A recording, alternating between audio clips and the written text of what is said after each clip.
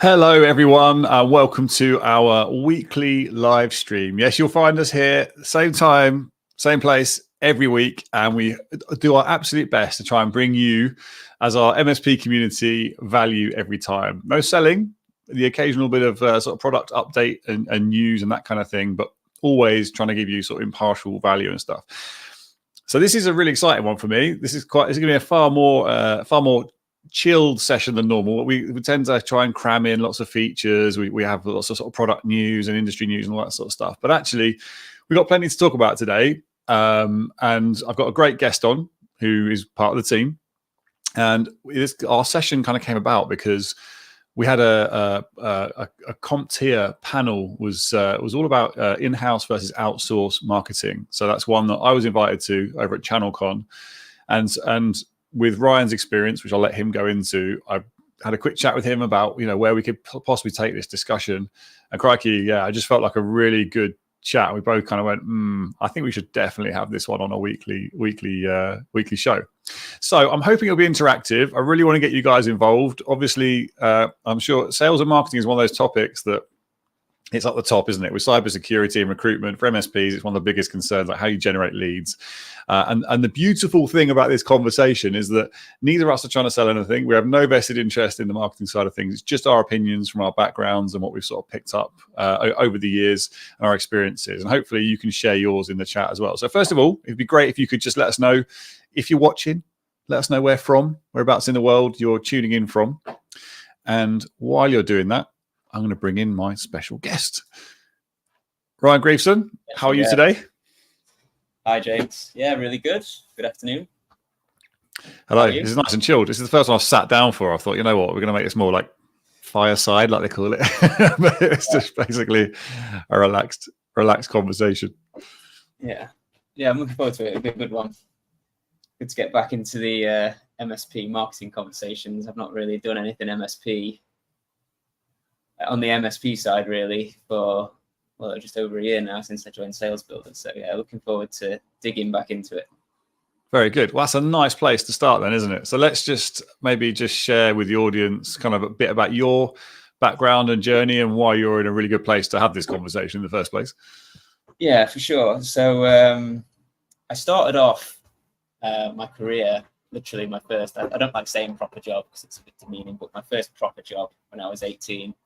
I got an apprenticeship at CCS Media. Some of you may know that's a pretty large reseller here in the UK. I had a really great team. Well, it's not my team. I was in a really great team at CCS. Sat next to the brand manager, who was like acting head of marketing. Sat next to him every day.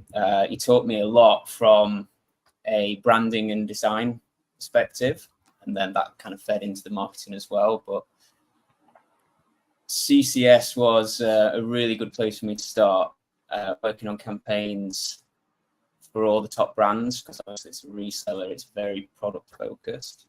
So working with HP, Dell, Cisco, and as it was product focused, dare I say it was a fair bit easier to market product than services, which I found when I then moved to Central Technology. Yeah.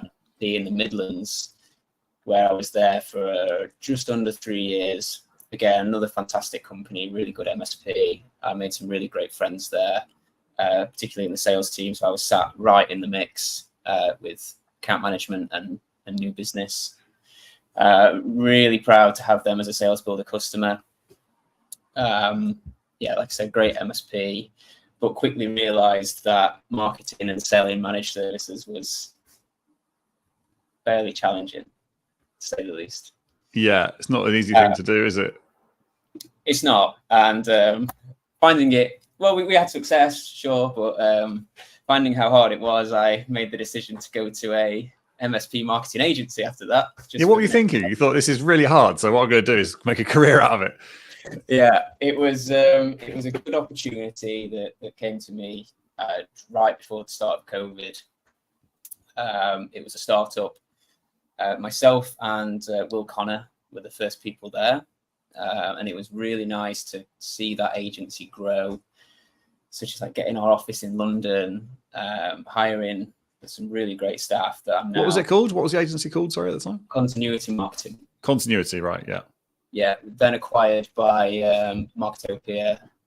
I would say now 2 years ago, maybe a little bit longer.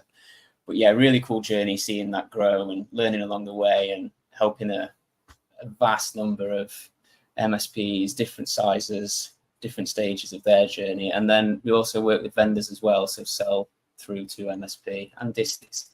So touching pretty much every aspect of the channel.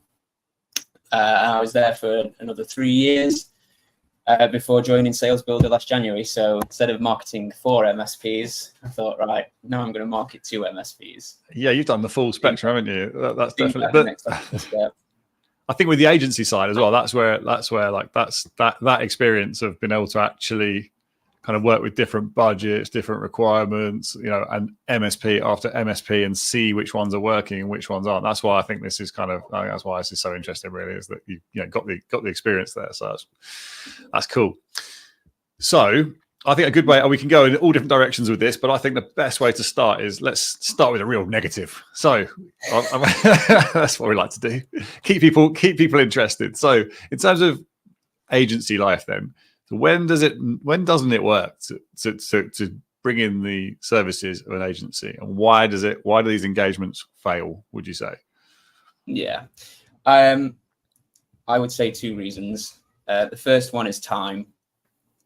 Not giving the agency enough time to ramp up, because marketing results don't really happen that quick, especially if your KPI is lead gen, like engaged leads, or even things like meetings booked and stuff like that. It takes a long time, but that kind of leads into reason 2, and I think it's the expectation that's set.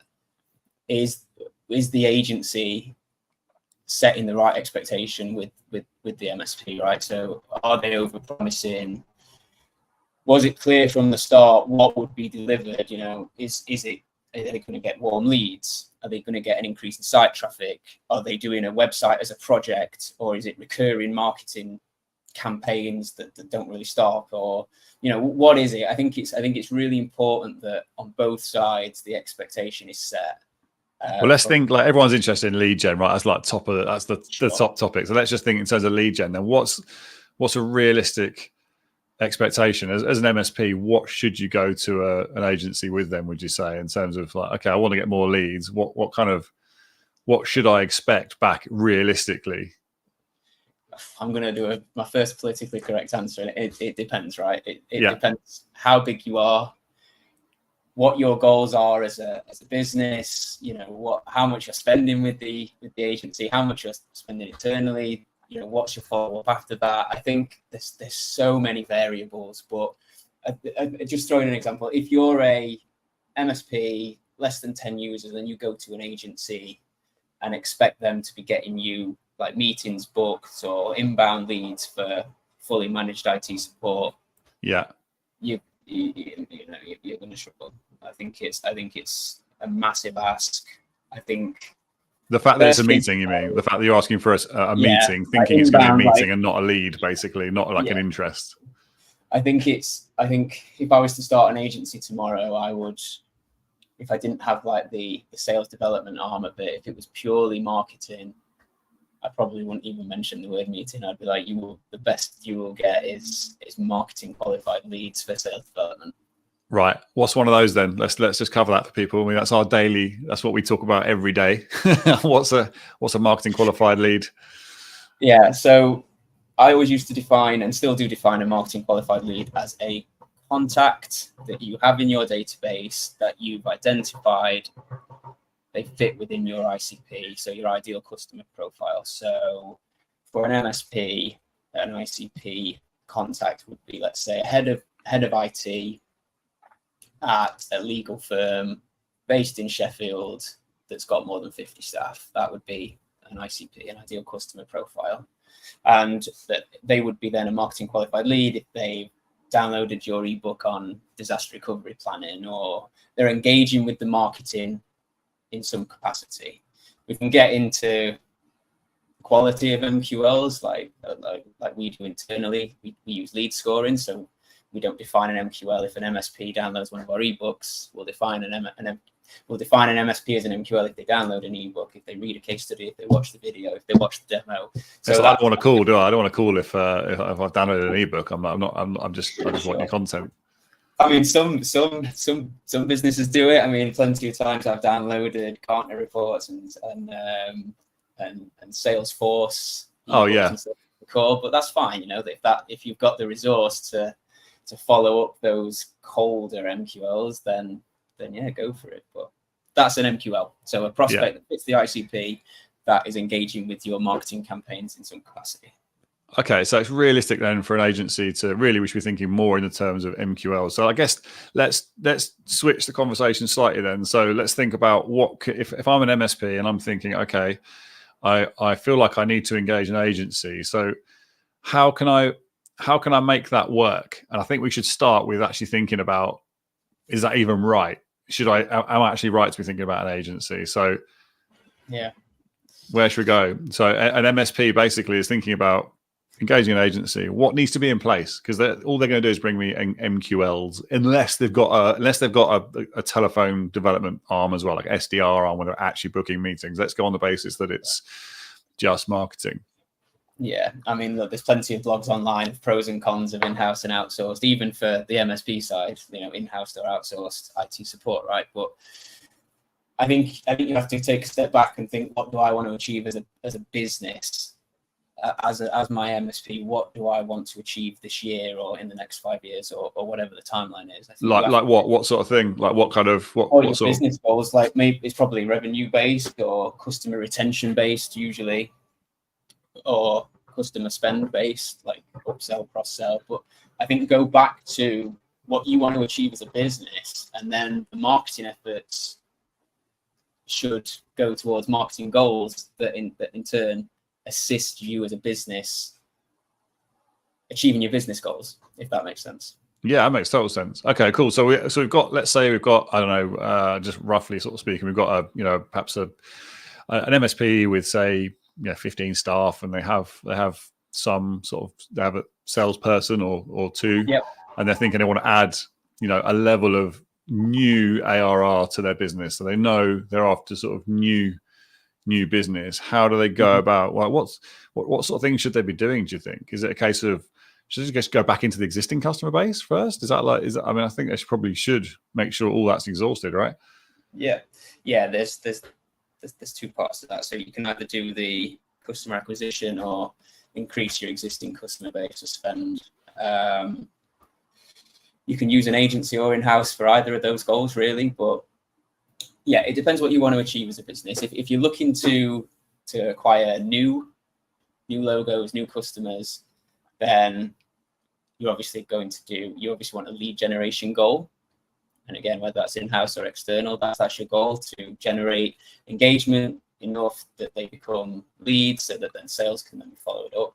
But if you're then looking at the goal of getting my existing customers to sell more or buy more of my service portfolio, then yeah, the goal would be to, again, create interest, essentially marketing qualified leads within your own customer base, so that your account managers of those customers can develop it from a sales perspective. Right. Let's start with new lead gen then. How can I possibly get leads? Because this is the topic, isn't it, that everyone keeps asking. Yeah. I just want leads. It'll be fine if I've got the leads. So what tactics work? What can you do that realistically, is within a sort of sensible budget? I would say, before you say I want leads, I would say, what are you going to do with those leads? Have you got the structure in place internally so that someone can religiously follow those up? Because I hate to be pessimistic, but no marketing campaign is really going to generate your MSP opportunities. So like, I want this service, please send me a proposal. It's not going to happen. What sort of structures do I need in place then? What do I need? Yeah, so someone to follow up. Process, right? You need a sales process. So marketing would be responsible, whether it's in-house or external.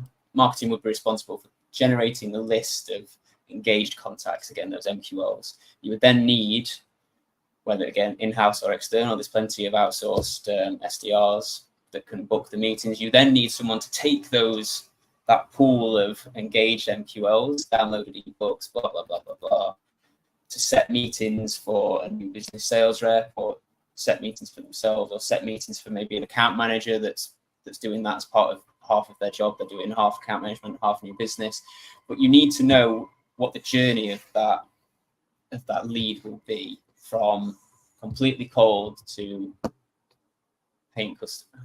Right, give us an example, because I know that's what people are going to be thinking. Okay, right, how does that actually look? Because I think we have to sort of assume probably that, you know, many MSPs have come from a sort of, you know, perhaps a sort of founder-led tech background, and perhaps aren't necessarily that familiar with, you know, the best performing sales processes. So, like, what would be a good thing to do then after?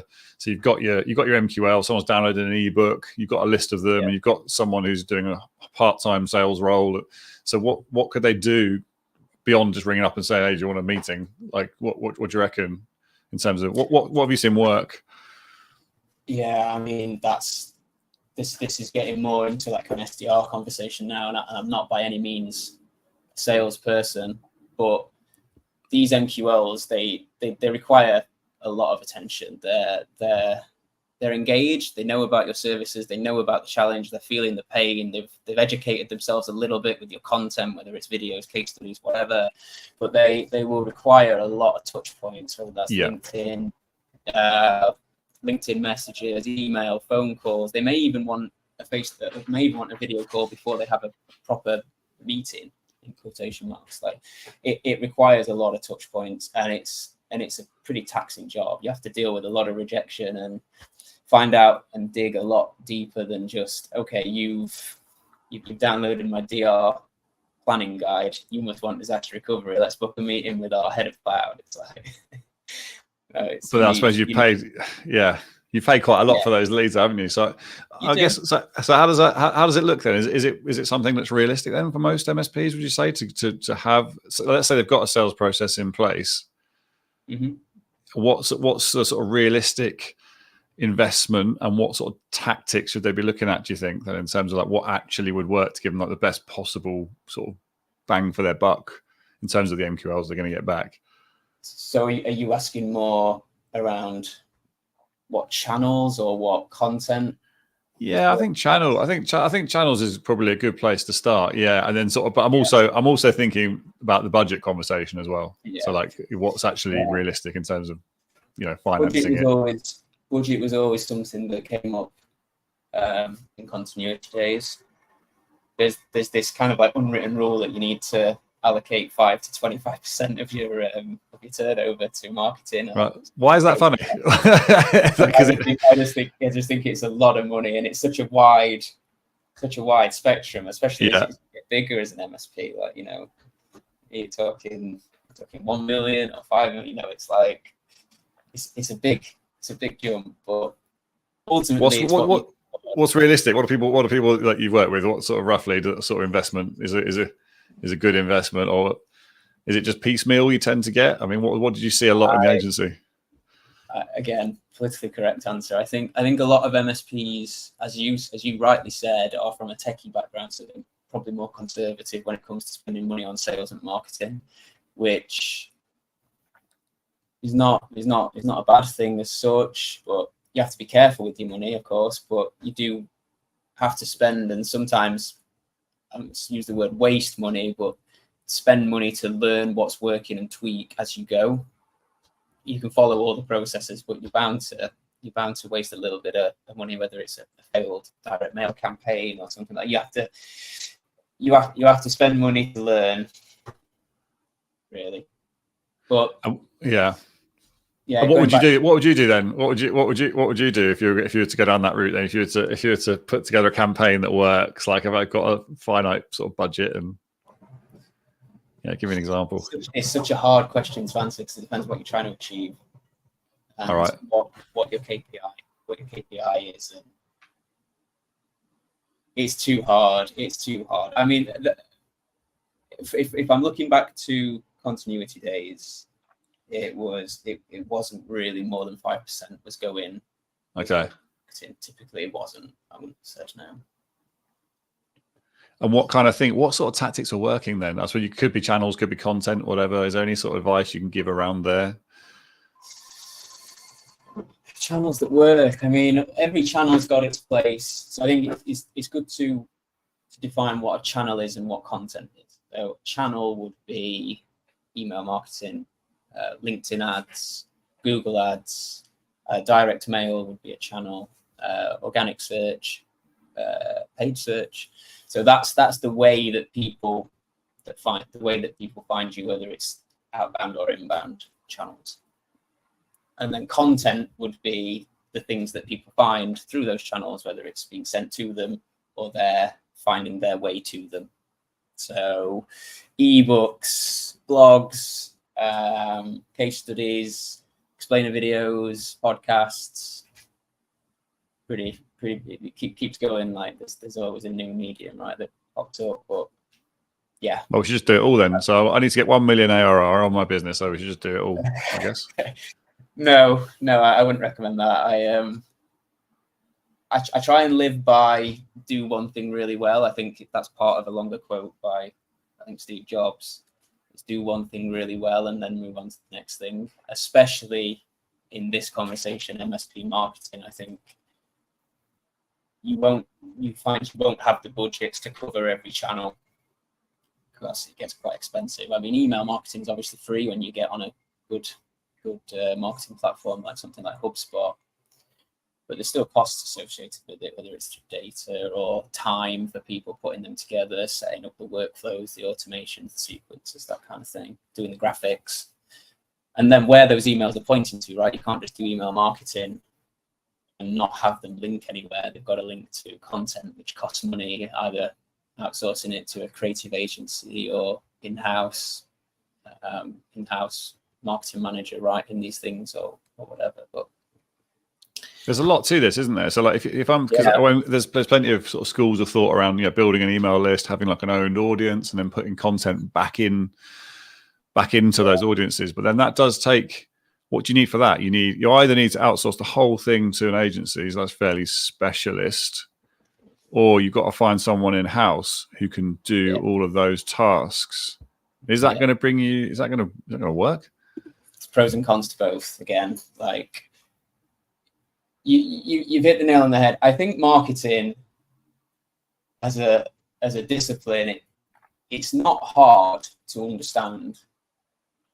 It's actually, if you get the process right in your head of what you want to do with the marketing, it's not difficult. It's the amount of stuff you've got to do. It's quite an admin heavy job, really. I think a lot of people think it's super creative. You're just in a white room with a whiteboard and coming up with ideas and making cool. It's not. It's a lot of admin. I spend 90% of my day in HubSpot. So we use HubSpot internally, as you know. I spend 90% of my time in HubSpot, just tinkering with various bits and managing the data.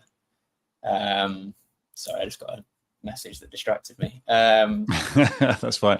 Yeah, it's very admin. It's very admin heavy, and if you're outsourcing that, it's going to become expensive really quick.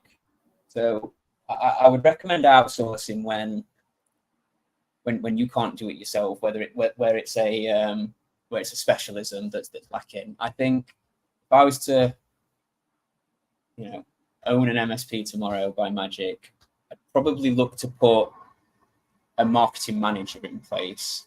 And typically what you get with marketing managers is, I don't mean to be rude, they're jacks of all trades. They know what things are, they know what SEO is, they know what ads are, but they might not be experts. And that's where using an agency is brilliant, because you get a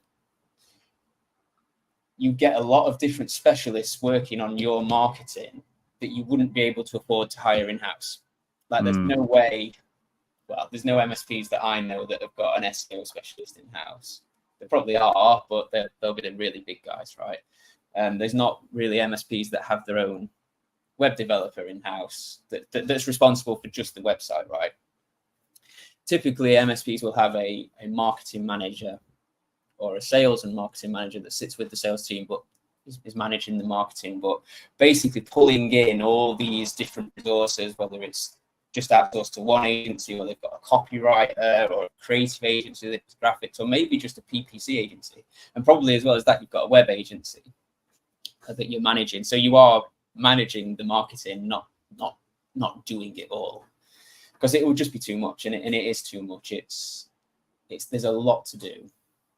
Yeah, I feel like there's so many options, isn't there, with marketing? And it applies to us as well, but there's so many options you can do.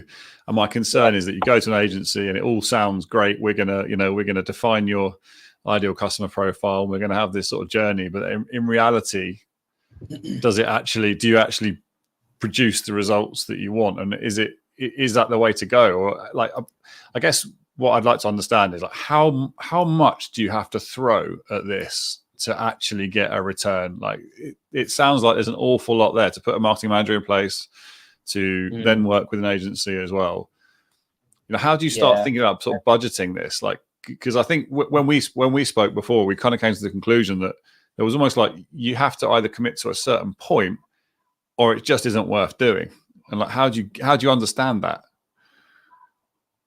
Yeah, it's a tough question. That's really tough. This kind of conversation is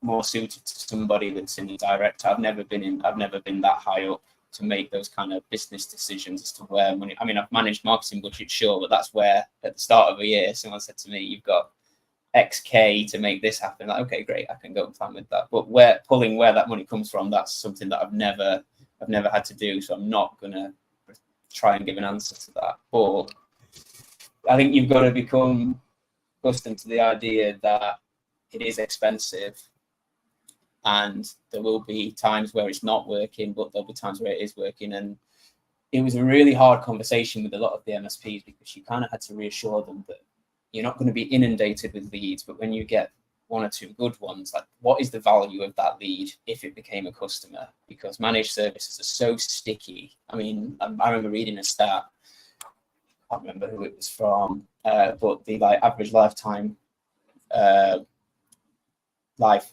average lifetime value. So lifetime value, the amount of years was like 8 years that an average managed services customer. Yeah, it's crazy, isn't it? In our space, like the inertia there is brilliant. Really, that's the thing. I suppose you have to think about that, don't you? When you've got your goal of like, I want to get whatever 1 million ARR, you've got to think, okay, break it down. Did you do that with customers? Would you have had those conversations at agency side, sort of, okay, what do you expect to get out of this LTV? Why did you have that kind of like, how many customers do you need? What are they worth? Yeah. How did you have that chat with me? How did that go?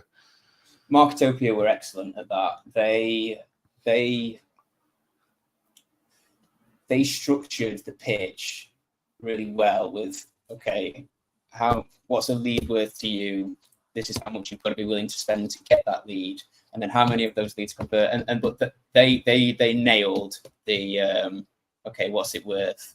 This is how much you're gonna have to spend, but this is what you might get. Mm-hmm. Like, you can see it on there. They use what we call the lead calculator. I think you can download it on the website. It's not a pitch, but anyway, or a plug. No affiliation there. They nailed it with that high level, because marketing starts with numbers, right? It's not creative stuff and your campaigns come later, but it really does start with numbers. So what numbers do I need then? Let's do a list for the people watching. So we need LTV, especially from acquiring new customers. You got to think, okay, how many new customers do I want by the end of this year? So that's on the far right of this kind of like flow chart.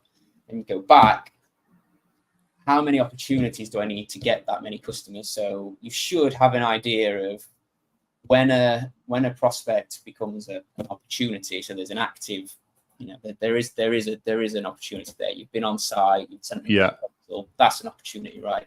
How many of those am I converting? Let's say for the sake of maths, it's half. So let's say I want to finish with 5 new customers this year. I know I need 10 good opportunities. But then there's a lead, there's an MQL before that, right? There's like a sort of, how many leads do I need to get an opportunity? Technically, there's SQL before that. So of those opportunities, how many prospects do you need to have been speaking with before that gets to that stage. So that's what we define as an SQL. So an SQL is sales qualified lead. That's where that one of your sales team is in an active conversation with a contact that fits your ICP. Yeah. So you got a new customer goal. You got your MQL goal, which is just might download an ebook, for example. Let's just use that example. Then it becomes an SQL once there's an active conversation, but they're not yet in a meeting state. They're not ready to have that meeting. And that's meeting an opportunity. That's an opportunity. So you need to know the ratio of so how many. Correct. So each time you step back, you need to know what your conversion rate is, and then right at the left, you'll know how many MQLs you need. But even then, one step further than that, you need to know how much of your cold database you convert into an MQL. So that can give you an idea of what data you would need before you even start with any campaigns. And you'll find that it gets a lot bigger. I mean, even with industry benchmarks, you'll find that you need a lot of data to go down the funnel, right? That's why they call it the funnel, because it funnels down and only a bit of it actually does go through. How do you feel about talking numbers on this stuff? I'm just wondering whether that's a useful thing to do. So, like, for example, let's say we want, well, let's just say we want one new customer. That's probably the best place to start. So, you're one new customer. Yeah. How many MQLs do I roughly need? So, well, let's work backwards. So, it's actually in. This is a plug because this is my content. So, in the marketing guide I wrote, the MSP Marketing Strategy Guide I wrote last year. This is in there. It's part of the it's in one of the chapters. Fantastic. So go and grab that from the website. I will put a link in the chat if you don't. That's the only plug or like pitch. So that's what creates an MQL. Yeah, I roughly said that. Okay, so the conversion rate from meetings to won deals was 30%. Meetings to one. Okay, so that's opportunities to new customers, basically. To new customers, 30%. Okay. And then I quite generously put SQLs to opportunities, 30%. Yeah. And then then MQLs to SQLs was around 13%, 1-3. So 13%. So let's call it 1 in 10. 1 in 10 MQLs. Okay. Yeah. And then the next step back, I mean, if you're converting 5% of your database each month or each year to an MQL, you're doing a good job, I would say. 5% from an MQL, basically. From cold to MQL. Right. Oh, right. Okay. So you are looking at a monumental task there, aren't you? Because you've got to get a serious number. You have to do a serious amount of activity to get MQLs to convert them to SQLs to get them to opportunities. Yeah. So you really, so there's a.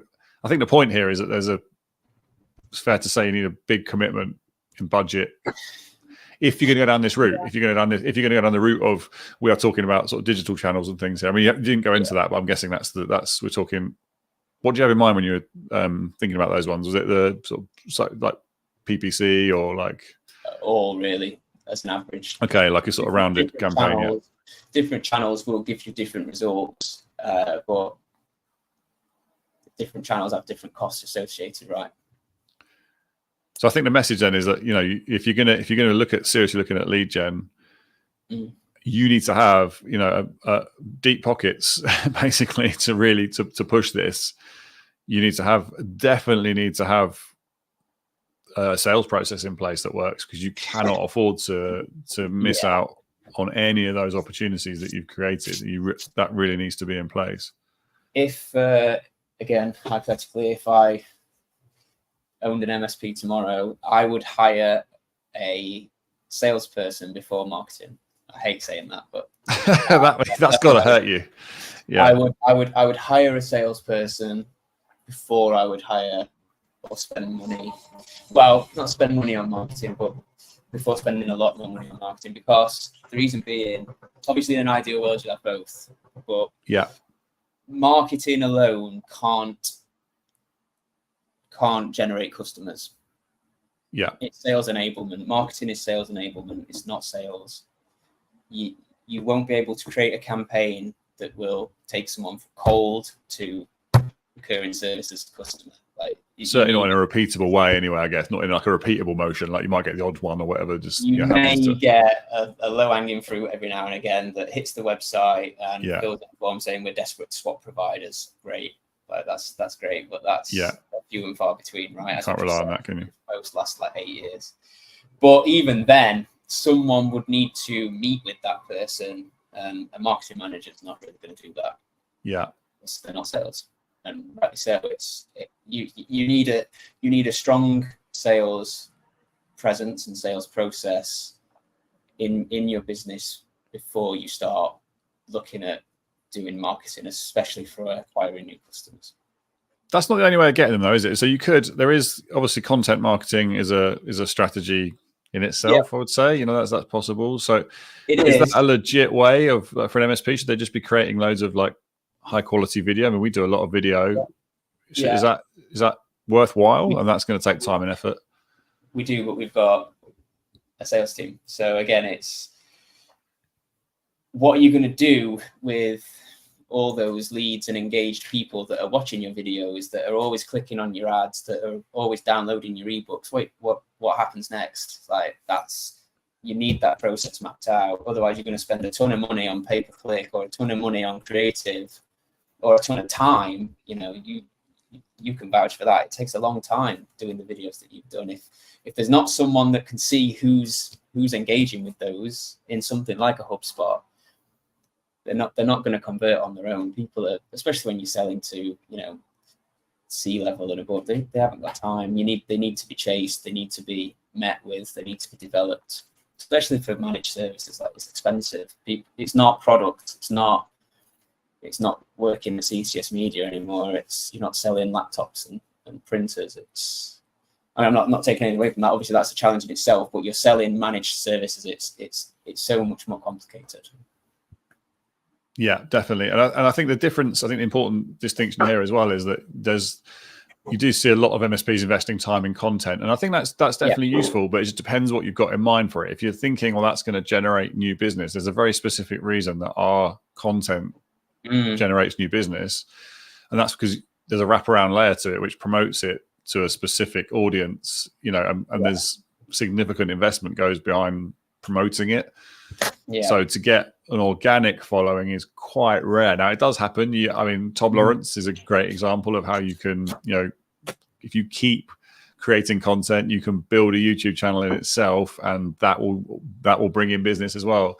However, I think that's probably, he does it exceptionally well. And that's not that people can't watch in this, but it does require a big investment. And he puts a lot of content out there. So in reality, I think unless you've got, that's my take on it, unless you've got like something behind your content and a real strategy behind it, creating blogs, that it's not going to get you there. And creating blogs and videos, it's not going to generate. I mean, look, so I think we established the number of MQLs that you need to have any chance of generating a new customer. It's high. So you need to probably think about other ways, or like that content can serve in different ways, can't it? So it's totally legitimate for someone to be creating content to support the sales process. Like if you look at Marcus Sheridan's book, They Ask You Answer, it's all about creating content to support the sales journey, which helps you be more efficient, which answers all the questions that people come up as people go through a relationship with you.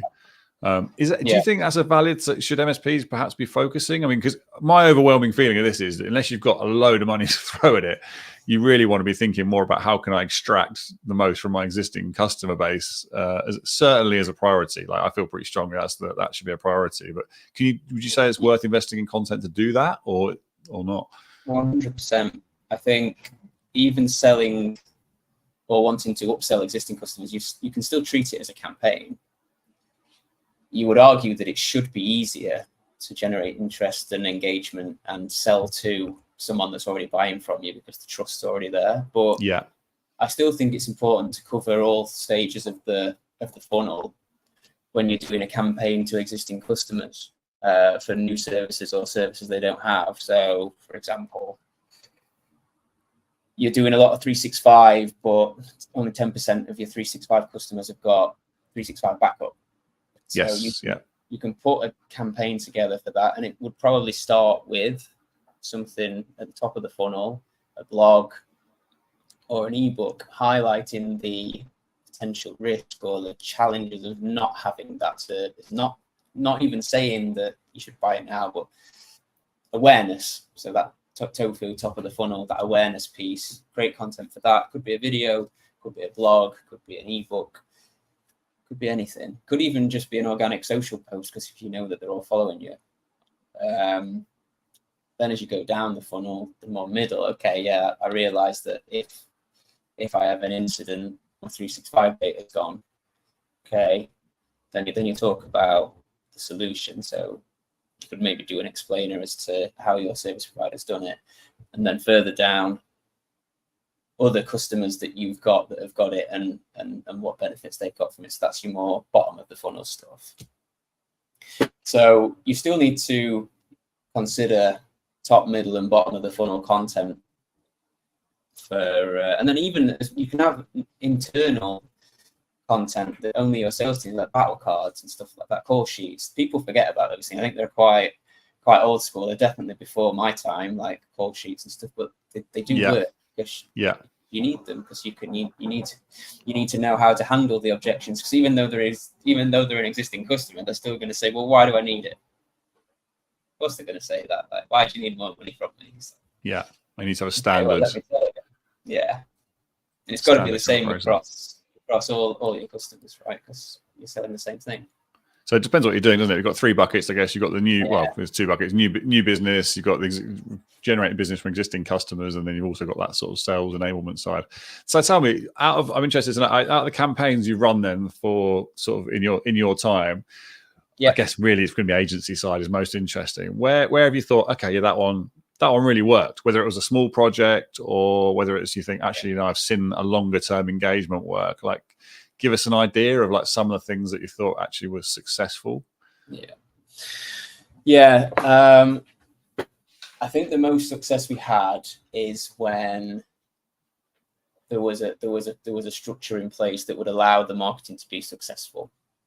And again, that goes back to, was there someone at the MSP that was dedicated to following up everything from ebook downloads to people sending in inbound messages? Like, so they had a few things going on, did they? They had a few different. So, well, I mean, more like what happens after you've generated the leads. So content downloads and things like that are quite easy to do. Smart with where you position them or how you drive people to them, whether it's social media ads or email marketing, or if they're pop-ups on your site, if you've got really good organic search traffic. So it's working out what's working now and then maybe building on it. So I know an MSP that we worked with for quite some time. I don't know if I should name drop. Probably not. I'll not name drop. It's positive, but that's fine. Just give us an example of what they did. It's fine. Yeah, they had a fantastic organic traffic for their region.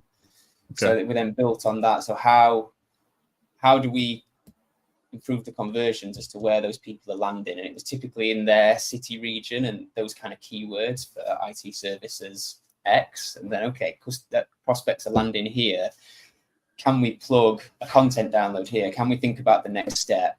Okay, they've landed on a page, whether it's from paid search or organic search, what happens next? So again, mapping out the process of thinking about, I hate to use journey because it sounds like such a BS word. Think about that journey from the eyes of the prospect. Where are they going? What's the next step? What's the next thing they can see? And typically it would be top to bottom of the funnel content, because you need to educate on what you're actually trying to sell them. So you're kind of supporting the traffic they've already got. So if someone hasn't got traffic, you knew this question was coming. If they haven't got that traffic, because that's quite a nice position to be in, isn't it? Where you've actually got, you've got foot flow. If you haven't got traffic, any examples where you think, okay, I did a campaign that was maybe a particular piece of content or just a sort of regular lead gen from fresh? If you've not got the traffic organically, then you're going to have to pay for the premium if you want the results fast, right? You're going to have to look at your ads channels,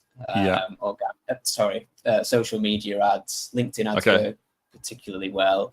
Google Google search, Google display. You know, that if you're not getting any eyes on the site and you decided that this year is the year you're going to onboard 5 new customers, you're going to have to pay for that premium to get eyes on your site, eyes on your content. But again, if you're at that stage of maturity as an MSP, before you do anything, look internally as to, okay, let's say my marketing is going to be a success this year. What's going to happen to all the leads that come in? Who's going to do it? Am I going to expect John, who's my account manager, who's handling 50 accounts? He's not really going to have the time to develop ebook downloads into meetings and new customers, right? So again, just think internally. Am I at the position where I want to do this? Because it's a big commitment. Yeah. So without that sales process in place, 100%, it's gonna you're destined for failure, aren't you? I think. Yeah. I mean, destined for failure sounds so negative, but you're going to find that it's not working. There'll be a link in the chain that's not doing what it needs to do. It's a full-time job, right? Sales development, and a lot of the good MSPs that I've seen, both internally and from the outside in, have dedicated new business that don't manage accounts, that are BDMs or whatever you want to call them, like new business sales. Like, because it's so hard. It takes so much time. You know, deals can be in the pipeline for months. You're not selling products, it's services. There's so many loopholes. It's tough. It really is tough. But if you're spending the additional money on the marketing to give them good leads to follow up, then you need to make sure you've got someone that's doing it. So otherwise, you spend the money on something that's essentially just there, just floating. Like you know, people are interested, but who's gonna convert it? Yeah, no, it's critical, isn't it? Listen, we've got a good question come in. So Mike, thank you for helping us out, joining in. So do you recommend for an MSP to tackle both farming existing customers and adding new business acquisition at the same time, or just pick one at a time? Yeah. Gosh, I'm doing this PC answer again. It depends how big your existing customer base is and what the potential there is. Yeah, that could be it. Having a good overview of what's missing. I'm carefully slipping into a pitch on Salesbuildr here, something that our tool does offer, but being able to see from one pane of glass which customers have got and not got, it would help you make that decision. But typically MSPs do want to acquire new, and you know, in one of your videos, James, I think it was Rob from Abyss that said, look internally first. Look at your service matrix, and it was Rob, wasn't it? Yeah, it was. Yeah, and you don't have to. I mean, obviously we have a white space module, but you don't have to. I mean, he actually did this from a spreadsheet, so literally was for a time there was literally just looking at all the customers that he got and all the services he got and where the gaps were, and And if you've got a load of gaps, then 100%. Even if you are doing new customer acquisition, then like look internally first, because it should, in italics, it should be easier to sell to someone that's already buying from you. It's opened my eyes a little bit, this conversation. I thought the new customer acquisition, actually, even coming from a marketing background, was a bit more easier than it actually is. And it's unfortunately it's incredibly hard, isn't it? You do have to have all the stars aligned and a big budget behind it. So it definitely makes sense to look at your existing, upsells, cross sells. Even, well, I mean, if you're looking to add ARR, look, even just making sure you're billing correctly and those sort of things, that should be a first port of call. Yeah. Excellent. Thank you for that, Mike. Appreciate that. If anyone's got any more questions, please feel free to get them in. Any other topics, Ryan, you think we should be sharing with the masses? Any other points? I mean, this call could go on forever, I think. But well, I'll tell you what I do want to know about is tools. So in terms of, we use HubSpot. So what's actually needed as a sort of, I mean, obviously it depends what you're trying to do, doesn't it? But I think we need to take this mindset that it's a sort of a small to meet, let's say 15 employee MSP, for example, looking to add some new, 1 million new ARR, which is quite a lot to Yeah. an organization like that. What should they have in place, the basics? It's just a case of we just need MailChimp. Do we need to overcomplicate this? If we get HubSpot, then it's going to get complicated. That's for sure, I would say. Yeah. For me anyway. Yeah. I think tooling is so important. And again, there's a good section on tooling in the guide that can we chuck the link in the chat maybe? I will drop that in, yeah. Lovely, thank you. Yeah, tooling is so important, and I would always recommend HubSpot. I've used a few of the others. I've used individuals and tried to pull it all together, and it's just too difficult. It's a faff. Like, it really is a mess around to try and pull MailChimp in while you're using a WordPress site or you're doing this and that and the other. It's difficult, and even with HubSpot, the integrations with your popular channels like social media ads, Google ads, it's got an email platform in there. You can even host your website in there. You don't have to. We don't. Ours is Webflow. But the integration, the pixel is fantastic. We know exactly what pages MSPs are looking at for how long and what content they're downloading, even though no one's ever going to come again now. You realize that's it. No one's coming back. Big brother is watching. We're having a sales and marketing conversation with sales and marketing professionals, right? It's oh, I think we might have lost James. It's James gone. Sorry, off there. Sorry about that. I was like, ladies and gentlemen, I mean, it was all going so smoothly, and that's what happens when you click the wrong button. There's too many buttons on this mouse, and if you click the wrong one, it just kills your stream. So we're having a sales and marketing conversation. Yeah, of course we were. Yeah, yeah. Look, we're being honest, right? We're just having a chat and having something like HubSpot, which gives you a good view for marketing and sales as to what people are engaging with, what content they're downloading, what pages they're on, what email activities like. If they're seeing your ads, makes it possible. You won't be able to do it using loads of different tools without pulling it in somewhere.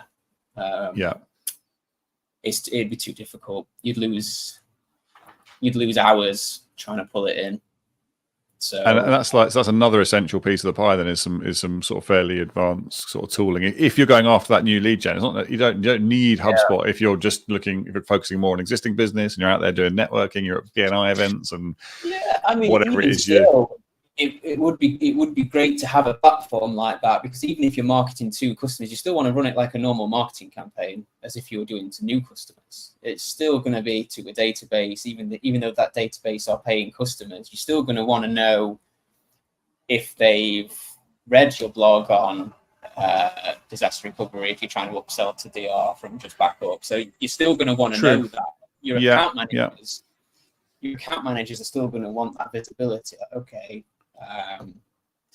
John from quite an expensive way to get it, isn't it? HubSpot's quite pricey, though, isn't it? I think it is. The Marketing Pro package is expensive, but the amount of time you save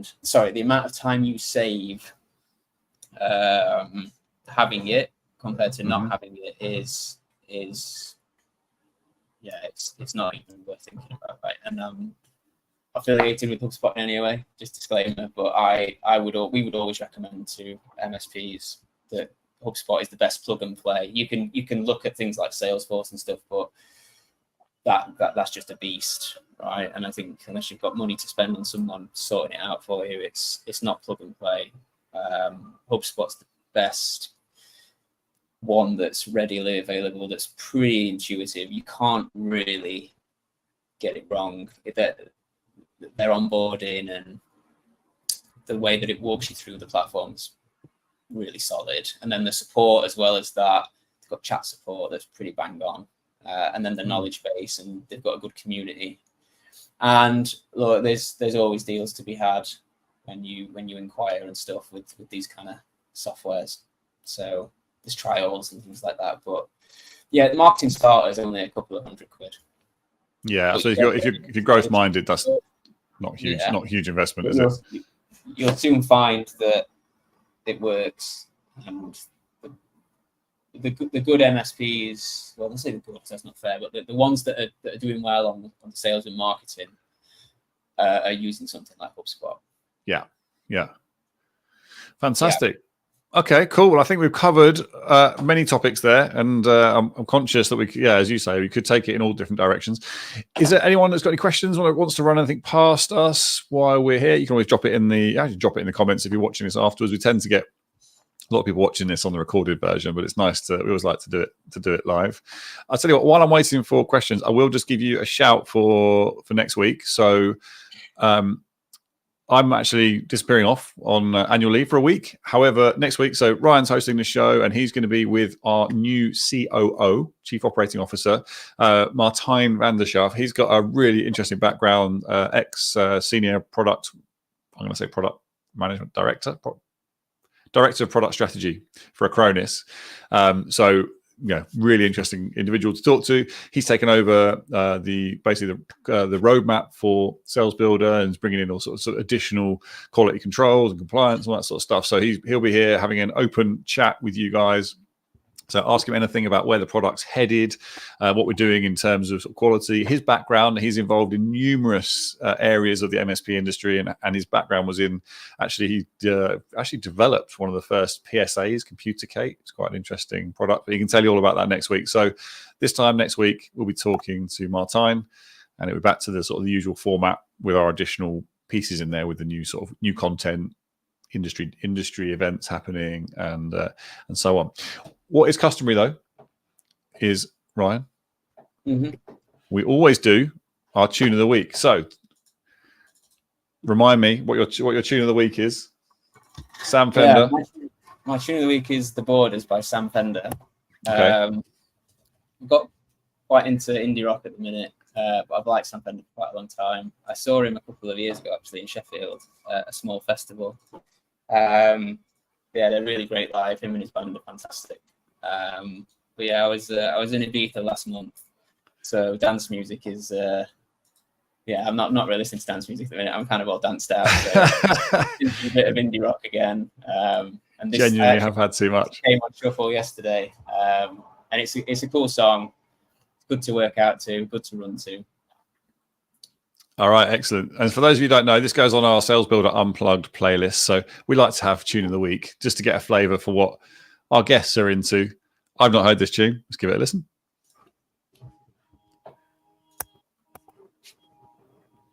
So we find out it's got like a 45-minute intro.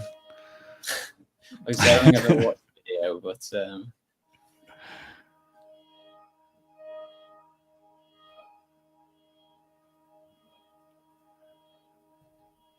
I don't normally sit down. It's a bit strange being sat down listening to music, I've got to say.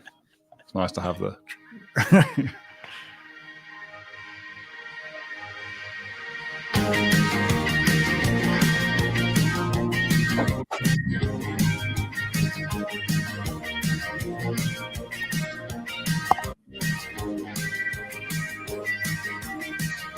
that audio is a bit off. Is it coming through your computer?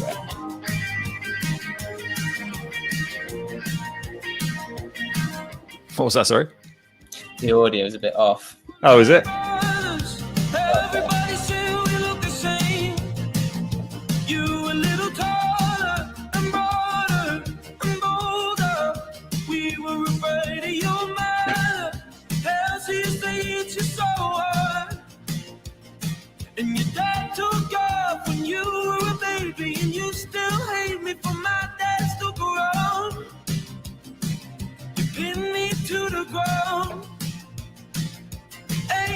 Older, the replica gun pushing in my skull, saying you're gonna kill me if I tell. Never did and I never will. I can see that definitely being a Glastonbury classic for sure. I can see everyone going crazy to that one. All right, cool. Listen, well, we haven't got any more questions in, so if anyone would like to talk about this further, obviously, Ryan, they can hit you up on LinkedIn. Is that the best place? Yeah, LinkedIn or email, that's fine. I'm happy to have these kind of conversations. I think this meeting or this session could have gone on another hour, I think. So yeah, LinkedIn or Ryan at Salesbuildr, email. Excellent. Good stuff. Well, we'll pick your brain some more on the marketing side of things for sure. But for now, thank you for watching. Really appreciate it. And these guys will see you next week, and I'll see you in 2. Amazing. Thanks, James. Cheers. Thanks, guys.